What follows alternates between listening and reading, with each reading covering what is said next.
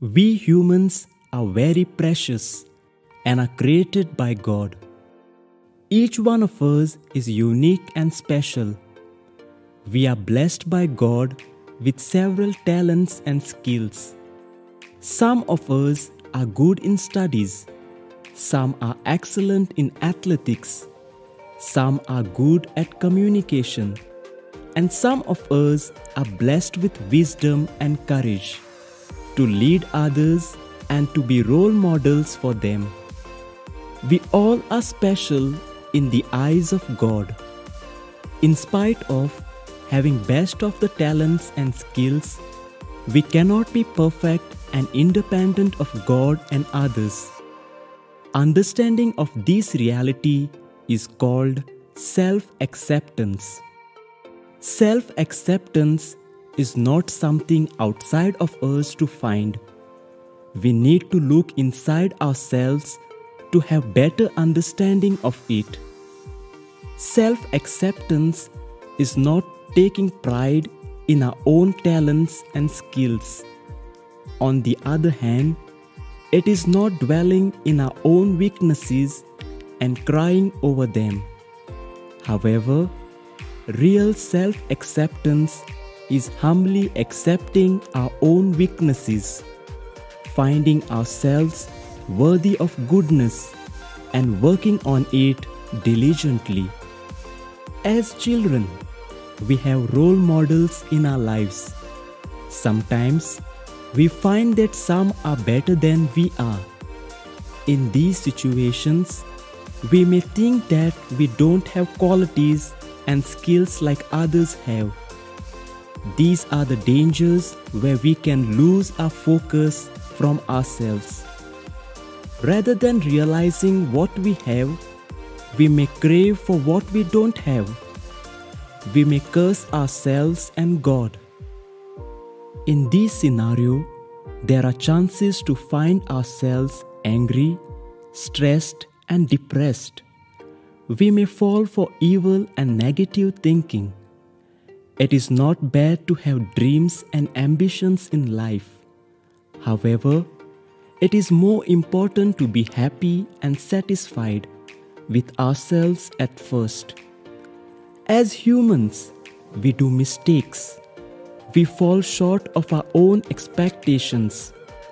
At times, rather than simply accepting what we are, we compare ourselves with others. We try to see where we stand among others. But as children of God, we are better than this. We are called to accept our mistakes without dwelling over it. We are called to overcome our weaknesses by working on them slowly and patiently. We are called to learn from those mistakes rather than cursing and blaming ourselves. The best example of self-acceptance from the Bible is of Peter and Judas. Both were disciples of Jesus. Both of them had their duties to fulfill as being disciples of Jesus. Even being close to Jesus and having learned many good things from him, they fell short and did mistakes. Judas betrayed Jesus for 30 coins of silver and handed him to the soldiers. On the other hand, Peter denied Jesus 3 times by being very close to him. Both of them were at fault and weak as being disciples of Jesus. However, Peter accepted his own mistake and sought forgiveness. Peter realized his own weakness, saw goodness in himself, and worked on it rather than condemning himself. Because of his self-acceptance, he found himself worthy of Jesus' forgiveness. On contrary, Judas could not digest his own fault and felt guilty.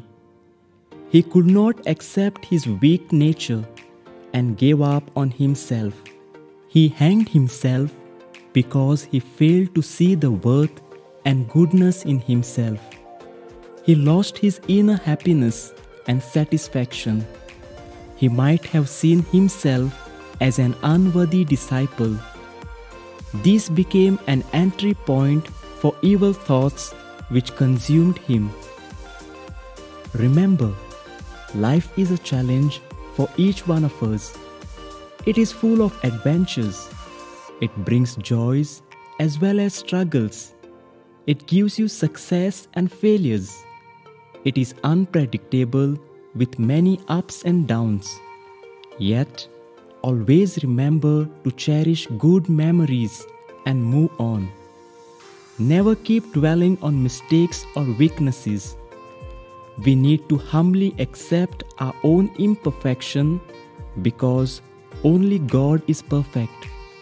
Self-acceptance is the key to know ourselves better and to move closer to God by being dependent on His grace. So do not lose hope in yourself and in God during difficult times.